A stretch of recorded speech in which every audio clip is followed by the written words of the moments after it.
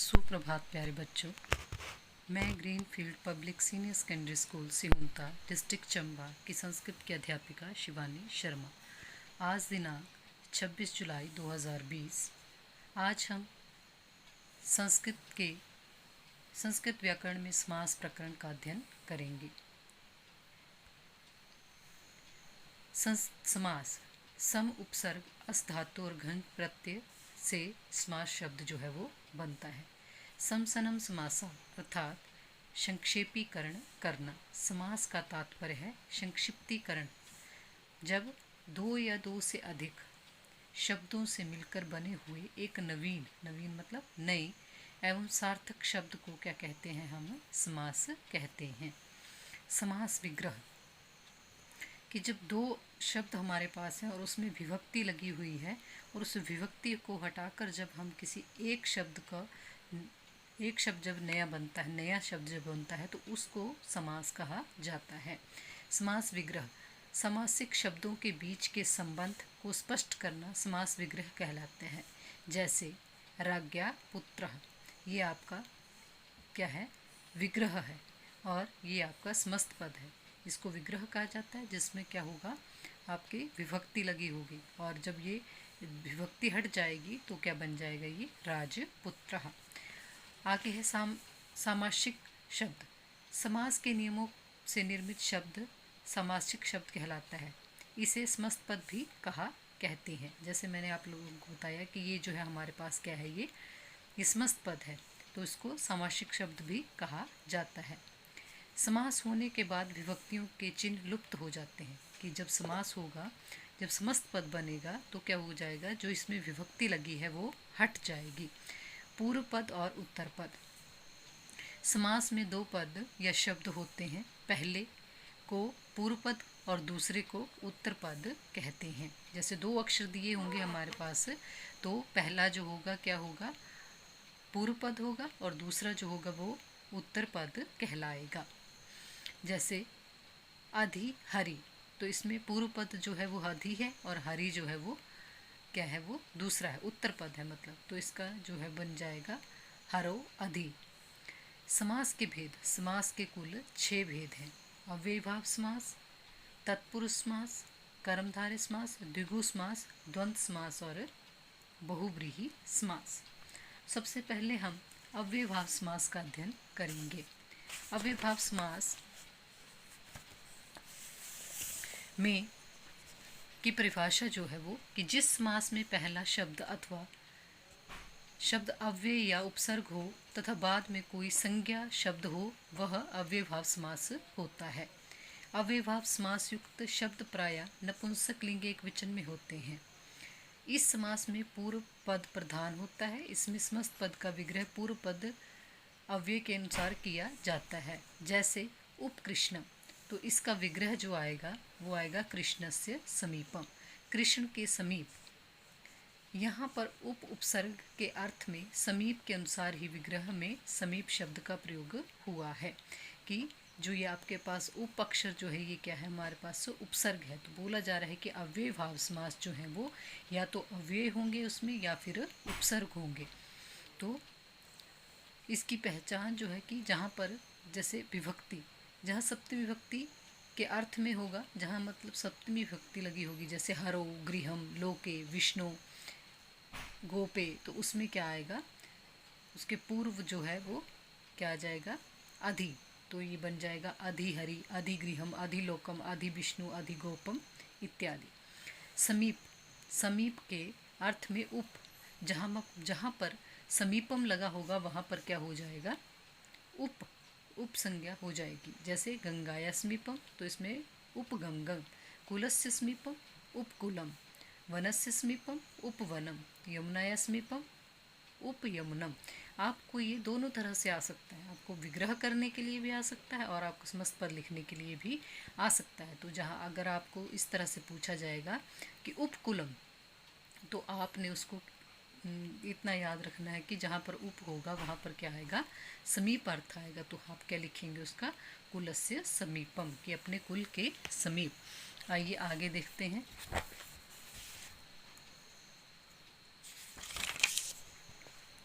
इसी तरह से समृद्धि, समृद्धि संपन्नता के अर्थ में क्या लगता है, सु लगता है, सौभाग्य। जैसे मद्राणाम समृद्धि तो क्या आ जाएगा, सुमद्रम। भरता वार्ता नाम समृद्धि, सुभारतम। और अभाव, किसी चीज़ का अभाव वहाँ होगा तो वहाँ पर क्या लग जाएगा आपका, निर, नी र, निर। तो यहाँ पर जैसे मक्षिका नाम अभावा, तो इसका क्या हो जाएगा, निर्मक्षिकम। जना नाम अभावा, निर्जनम। विघ्ना नाम अभावा, निर्विघ्नम। जलस्य अभावा, निर्जलम। मासस्य अभावा, निर्मासम। इसी तरह से पश्चात, पश्चात का है जहाँ पर पश्चात आपके उसमें समस्त या विग्रह में पश्चात होगा, तो जब आप समस्त पद बनाएंगे उसका, तो उसमें क्या आ जाएगा, अनु का प्रयोग किया जाएगा। पश्चात का अर्थ होता है पीछे। तो रथस्य पश्चात, तो इसका समस्त पद जो बनेगा, अनु रथम। विष्णु पश्चात, अनु विष्णु। रूपस्य योगम, अनु रूपम। गुणस्य योग्यम, अनु गुणम। योग्यता के अर्थ में भी अनु लगेगा। अनु पूर्व क्रम अर्थ में अनु, जिस तरह से कि ज्येष्ठस्य अनु पूर्व श्रेण, तो इसमें क्या हो जाएगा, अनु ज्येष्ठम। विप्सा, विप्सा का अर्थ होता है पुनरावृत्ति। पुनरावृत्ति मतलब दो, जिस चीज़ को दोहराया जाए, अर्थ में क्या लगता है, प्रति लग जाता है। जैसे अक्षम अक्षम प्रति, तो क्या हो जाएगा इसमें, प्रत्यक्षम। गृहम गृहम प्रति, दो बार गृहम गृहम आ रहा है, बोल रही है कि पुनरावृत्ति के उसमें, तो क्या आ जाएगा इसका, प्रति गृहम। दिनम दिनम प्रति, प्रति दिनम। क्षणे क्षणे प्रति, प्रति क्षणम। अगर आपको इसका इस तरह से पूछा जाए कि प्रतिदिनम का विग्रह क्या बनेगा, तो हम लिखेंगे दिनम दिनम प्रति। और मान लीजिए आपसे पूछा जाए कि एकम एकम प्रति का समस्त पद क्या होगा, तो प्रत्येकम। इसी तरह से देहम देहम प्रति, प्रति देहम। आगे देखते हैं हम कि अनुसार के अर्थ में यथा, अनुसार मतलब कि किसी चीज़ के अनुसार कोई चीज़ होना, तो उसमें क्या लग जाता है, यथा लग जाता है। जैसे शक्तिम अनतिक्रम में, शक्ति के अनुसार, तो क्या हो जाएगा, यथा शक्ति की, अपनी शक्ति के अनुरूप। विधिम अनतिक्रम में, यथा विधिम। बलम अनतिक्रम में, यथा बलम। स्थानम अतिक्रम में, यथा स्थानम। कालम अनतिक्रम में, यथा कालम। इसी तरह से साथ अर्थ में सह को स, सहितम मतलब सहितम मतलब साथ में। करुणाया सह, जैसे गर्वेण सह, जनकेन सह, तो उसमें क्या आ जाएगा, स का प्रयोग किया जाएगा। जैसे चक्रेण सहितम स चक्रम। करुणाया सह स करुणम। गर्वेण सह स गर्वम। जनकेन सह स जनकम इत्यादि। संपत्ति अर्थ में सह को सस। क्षत्राणाम संपत्ति, तो क्या हो जाएगा इसमें, सक्षत्रम। सीमा तक के अर्थ में आ, जैसे किसी चीज़ की सीमा बताई जा रही है कि असमुद्रात, तो असमुद्रम। अमुक्ति, अमुक्ति इसी तरह से आ जाएगा। अनगरात, तो अनगरम। ये आपको बताया गया था कि अव्ययवाची समास जो होते हैं वो नपुंसक लिंग में आते हैं, तो यहाँ पर जो है विभक्ति हटाकर उसको नपुंसक लिंग आ रहा है। सागरस्य पर्यंतम असागरम। इसी तरह से विरिद्धि दुर्भाग्य अर्थ में दुर, कि जहाँ पर विरिद्धि होगी वहाँ पर क्या आ जाएगा, दुर। यवना नाम विरिद्धि, तो दुर्यवनम। शका नाम विरिद्धि, तो दुर्शकम। अयत्य समाप्ति में अति मतलब हिमस्य अत्या, कि बहुत, जहाँ पर बहुत अधिकता हो, तो हिमस्य अति हिमम। ग्रीष्मस्य अत्या, तो अति ग्रीष्मम। आगे है प्रति पर सम तथा अनु के साथ अक्षी शब्द का स्मार, कि जहाँ पर प्रति पर सम तथा अनु हो वहाँ पर क्या होगा, अक्षी शब्द का समास हो जाएगा। जैसे अक्षणो प्रति प्रत्यक्षम, अक्षणो परम परोक्षम, अक्षणो सम्मुखम समक्षम, अक्षणो पश्चात अनवक्षम। अगला समास है आपका तत्पुरुष समास। ये था आपका अव्ययभाव समास। इसमें जैसे अव्ययों का प्रयोग किया जाता है, उपसर्गों का, जैसे आ जो है उपसर्ग है, फिर अति उपसर्ग है, तो ये सारे क्या हैं, उपसर्ग कहलाते हैं। अगला आपका तत्पुरुष समास। तत्पुरुष समास बोल रहा है कि जिस समास में उत्तर की प्रधानता पाई जाए। आपको मैंने बताया था कि जैसे दो आपको अक्षर दिए गए हैं तो पहले वाला जो है पूर्व पद कहलाएगा और जो बाद वाला होगा वो उत्तर पद कहलाएगा। तो वही बोल रहा है कि जिस समास में उत्तर की प्रधानता पाई जाए उसे तत्पुरुष समास कहते हैं। इसमें द्वितीय, तृतीय, चतुर्थी, पंचमी, षष्ठी और सप्तमी विभक्ति का प्रयोग होता है और उसका क्या हो जाता है, उस विभक्ति का फिर लोप हो जाता है। लोप मतलब वो नहीं रहती है, उसे तत्पुरुष समास कहते हैं। इस समास में शब्दों के मध्य प्रथमा तथा संबोधन विभक्ति का प्रयोग नहीं होता है। इस उसी विभक्ति के नाम से वह तत्पुरुष समास कहा जाता है। जैसे द्वितीय होगा तो द्वितीय तत्पुरुष समास, तृतीय होगा तो तृतीय तत्पुरुष समास, चतुर्थी होगा तो चतुर्थी तत्पुरुष समास। तत्पुरुष समास के 6 भेद हैं। जैसे हमारे कारक जो हैं 6 माने गए हैं द्वितीय से लेकर सप्तमी विभक्ति तक, तो इसमें भी कितने भेद हैं? 6 भेद हैं। द्वितीय तत्पुरुष समास, इसे कर्म तत्पुरुष समास भी कहते हैं। जिस समास में विग्रह करने पर प्रथम पद में तृतीय विभक्ति का प्रयोग हो वह द्वितीय तत्पुरुष समास कहलाता है। जैसे ग्रामम गता, तो ग्राम शब्द का द्वितीय जो आएगा क्या आएगा आपके पास? ग्रामम। तो इसका जो है विग्रह हुआ है ग्रामम गता। जब इसका समस्त पद लिखेंगे तो जिसमें विभक्ति लगी है वो हट कर क्या हो जाएगी? ग्राम गता। इसी तरह से दुखम अतीता, दुखातीता, भयम प्राप्ता, भय प्राप्ता, शरणम अपन्ना, शरणापन्ना। ऐसे ही स्वर्गम प्राप्ता, स्वर्ग प्राप्ता, शरणमागतः, शरणागतः, नरकपतितः तो नरकम पतितः।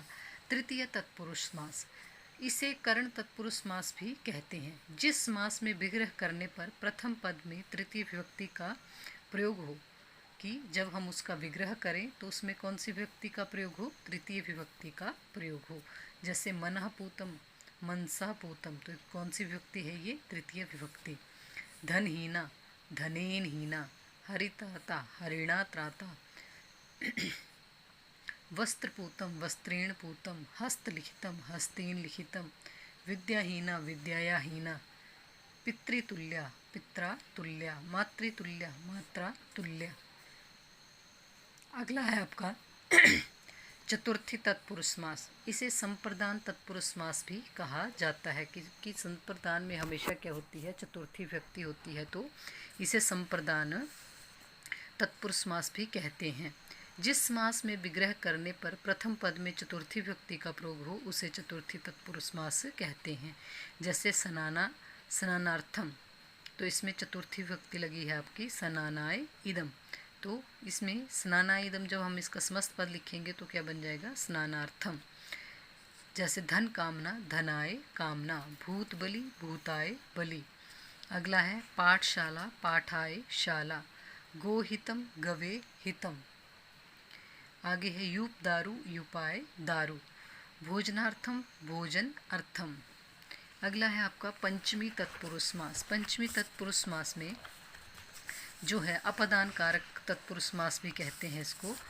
अपदान में हमेशा पंचमी विभक्ति होती है। जिस समास में विग्रह करने पर प्रथम पद में पंचमी विभक्ति का प्रयोग हो उसे पंचमी तत्पुरुष समास कहते हैं।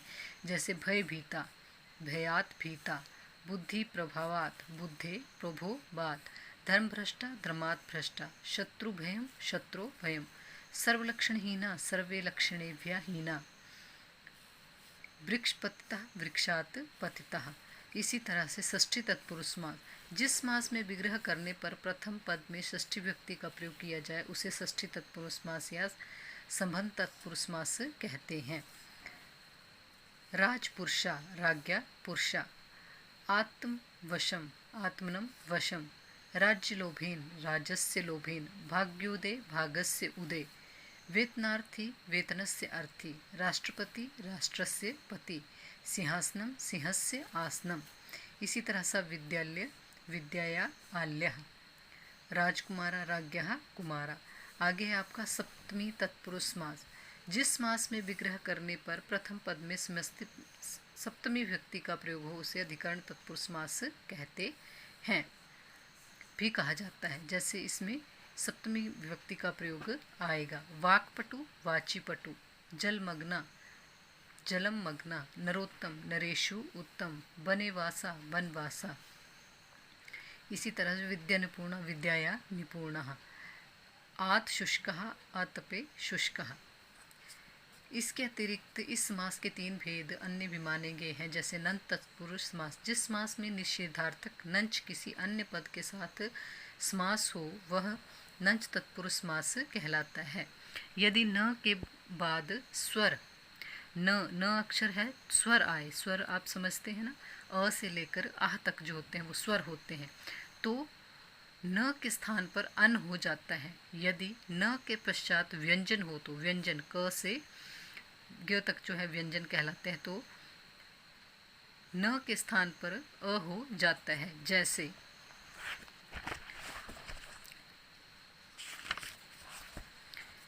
असत्यम, तो क्या हो जाएगा इसका न सत्यम, क्योंकि क्या बोल रहा था कि न के आगे अगर कोई व्यंजन आए तो अ होता है, और अगर कोई स्वर आए जैसे ये न उचिता, स्वर आया तो क्या हो जाएगा अन हो जाएगा। तो जब इसको इकट्ठा करके हम लिखेंगे तो क्या आएगा अनुचित।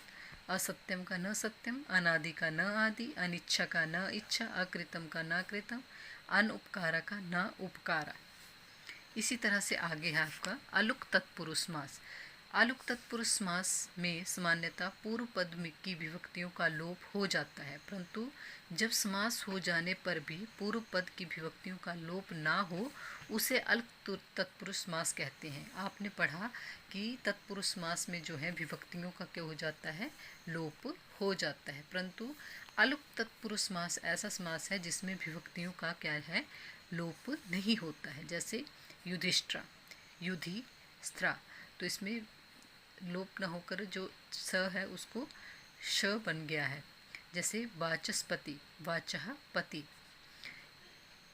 दुरादागता, दुरात आगता।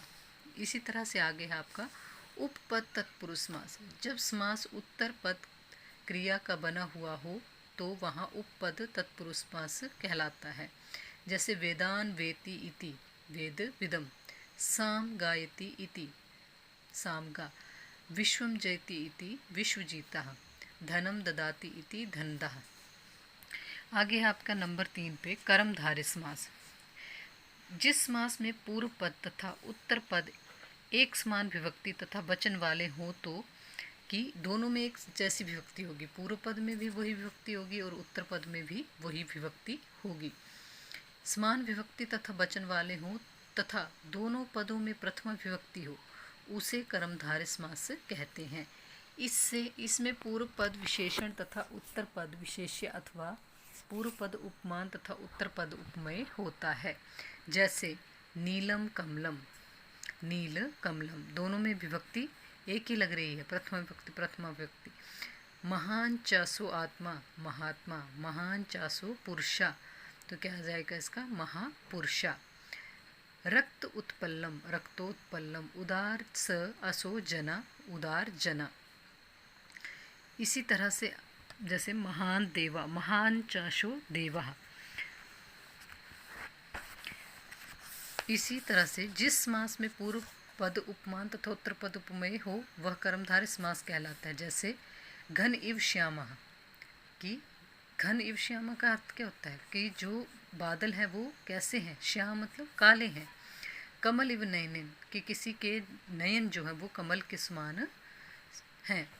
चरण कमलम, चरणों को कमलों का वो उपमान दिया गया है, उपमेय जिसको बोलते हैं, कि मुखम पदम, मुख पदम इव। आगे देखिए द्विगु समास। द्विगु समास होता है ये संख्यावाचक समास होता है। जब कर्मधारय समास का पूर्व पद संख्यावाचक हो तो वह द्विगु समास कहलाता है। अधिकतर ये समाहार एकत्र या समूह अर्थ में होता है।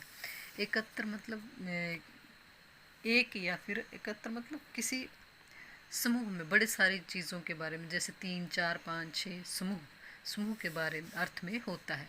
समाहार अर्थ में समास में एक वचन ही रहता है। समास होने पर ये नपुंसक लिंग या स्त्रीलिंग शब्द बन जाते हैं। जैसे त्रयाणाम लोकानाम समाहारा, जब आपको इसका विग्रह करने के लिए बोला जाएगा तो आप इसके ऐसे लिखेंगे त्रयाणाम लोकानाम समाहारा, तो इसका समस्त पद क्या बनेगा, त्रिलोकी।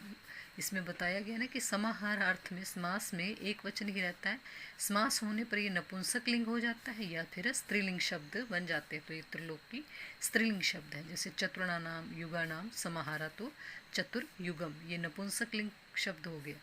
शतानाम अवदानाम समाहारा शताब्दी, अष्टानाम अध्यायानाम समाहारा अष्टाध्यायी, सप्तपदी सप्तानाम पदानाम समाहारा, चतुर्मुखम चतुराणाम मुखानाम समाहारा, नवरात्रम नवानाम रात्रिनाम समाहारा। इसी तरह से ये त्रिभुवनम पंचपात्रम पंचवटी पंचरात्रम पंचतंत्रम पंचगवम। आगे है आपका द्वंद्व समास। द्वंद्व से आप समझते हैं ना, युद्ध की तरह, जैसे द्वंद्व समास बोल रहा है कि द्वंद्व समास में दोनों पदों का अर्थ प्रधान होता है, कि दो अक्षर होंगे तो दोनों का अर्थ क्या होगा, उसमें प्रधान होगा। द्वंद्व समास की पहचान ये है कि इसमें अर्थ करने पर बीच में च का अर्थ क्या होता है, और अर्थ निकलता है। द्वंद्व समास साधारणतः 3 प्रकार का होता है। इतरेतर द्वंद्व समास, इसके दोनों पदों में और का अर्थ निकलता है तथा दोनों पद प्रधान होते हैं। समस्त पद के अंतिम शब्द में लिंग के अनुसार लिंग का प्रयोग तथा शब्दों की संख्या के अनुसार अंत में वचन का प्रयोग किया जाता है। मतलब जिस तरह से उसमें शब्द होंगे उसी तरह से उसमें वचन का प्रयोग किया जाएगा। जैसे राम कृष्णो, तो रामः च कृष्णः च, कि राम और कृष्ण। राम श्यामो, रामा च श्यामः च।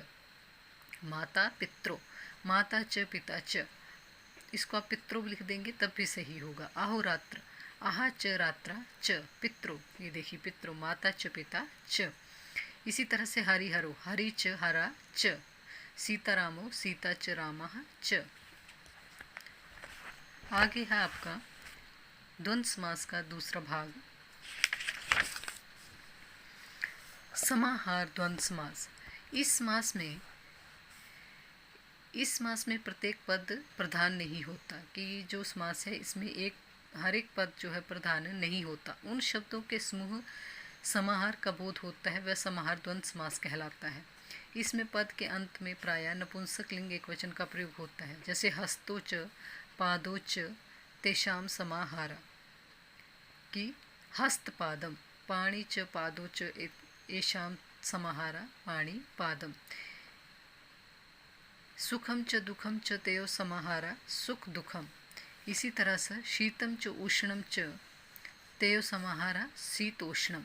अगला है द्वंद्व समास का ही भाग, एक शेष द्वंद्व समास। जब समास युक्त सभी पदों में से एक शब्द बचा रहे तथा अर्थ के अनुसार उसमें बहुवचन या द्विवचन का प्रयोग हो, वह एक शेष द्वंद्व समास कहलाता है। इसमें पुल्लिंग शब्द बचा रहता है। जैसे 2 चीज़ें दी हैं तो उसमें एक जो है वो बचेगा उसमें, और द्विवचन बहुवचन या द्विवचन का प्रयोग होगा उसमें। जैसे वृक्षश्च वृक्षश्च वृक्षो, हंसी च हंसा च, तो इसमें यही स्त्रीलिंग है, ये नपुंसक लिंग पुल्लिंग है, तो इसमें हंसो।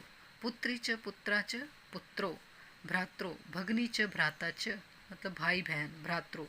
श्वशुश्च श्वश्रुश्च, श्वश्रो मतलब ससुर और सास। अगला समास है आपका बहुब्रीहि समास। बहुब्रीहि समास की पहचान ये है कि जहाँ अर्थ करने पर जिसने, जिसका, जिसमें आदि अर्थ निकले, मतलब यस्य एन बहुब्रीहि, संस्कृत में जो है वो यस्य और एन आए। जब समास होने पर समास युक्त पद अपना स्वतंत्र अर्थ बताता है, बल्कि किसी अन्य ही अर्थ का ज्ञान कराए। मतलब वो बोल तो रहा है परंतु जो अर्थ है कि कोई और अन्य ही निकले, तो उसे क्या कहते हैं, बहुब्रीहि समास कहते हैं। जैसे पीतम पर्णः पर्णम यस्मात् सः, पीताम्बर पीतम अम्बरम यस्य सा, कि पीले हैं जिसके वस्त्र। जैसे हिंदी में भी आप करते हैं पीले हैं जिसके वस्त्र, तो वो किसके लिए बोला जाता है, कृष्ण के लिए। इसमें 2 अर्थ निकल रहे हैं कि एक तो पीले हैं वस्त्र, और जो पीले वस्त्र धारण करता है वो कौन है, कृष्ण है। चंद्रमुखी, चंद्र इव मुखम यस्य सा, चंद्रशेखर चंद्रशेखरे यस्य सा। अब चंद्रशेखर जो है कि सिर पर चांद को धारण करने वाले, एक अर्थ ये निकल रहा और एक अर्थ क्या निकलेगा इसका, कि भगवान शिव जो है वो सिर पर अपने मस्तक पर जो है वो चांद को धारण किए हुए हैं। दशानन, दश आनन यस्य सा, कि 10 सिर हैं जिसके, तो रावण के लिए प्रयोग होता है कि दशानन। चक्रपाणो यस्य सा, कि जिसके हाथ में क्या है, चक्र है, तो किसके लिए, विष्णु के लिए प्रयोग होता है। इसी तरह चतुर्मुखम, चत्वारि मुखानि यस्य सा, कि जिनके 4 मुख हैं, ब्रह्मा के लिए। इसी तरह से पीतम उदकम इंसा, कि जिसका जो पेट है वो बहुत ही उदकम, बड़ा है। सत्यम प्रियम यस्य सा, कि सत्य बोलने वाला। इसी तरह से आपकी जो समास है इसके 6 भाग थे। पहला अव्ययभाव समास, तत्पुरुष समास, कर्मधारय समास, द्विगु समास, द्वंद्व समास और बहुब्रीहि समास। मैं आशा करती हूँ कि आप लोगों को ये समझ में आए होंगे। इसका रिटर्न जो है आपको काम मिल जाएगा। धन्यवाद।